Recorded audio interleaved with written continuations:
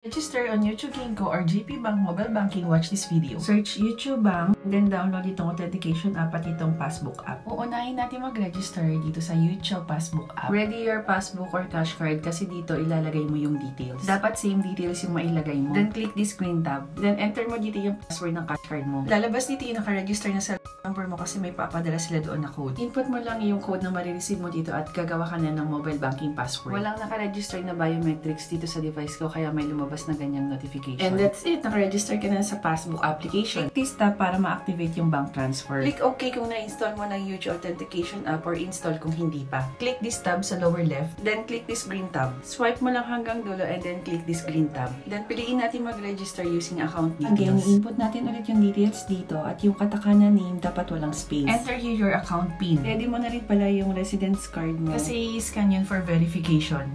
Pwede mo rin naman itong skip kaya lang hindi ka makakapagpadala ng more than 5 lapad. May marireceive ka ulit na code sa registered number mo for confirmation. At tapos nito ay re-require kang i-register yung biometrics na naka-register sa device mo at ikaw na pipili kung anong gusto mo. Click mo to para ma-set yung authentication ng bank transfer. And you're done! Pwede ka nang mag-transfer using JP Bank Mobile Banking, magpadala using Speed Japan Mobile App. Para sa mabilis, safe at madaling pagpapadala ng pera sa Pilipinas, download mo na ang Speed Japan Mobile App. Follow us for more!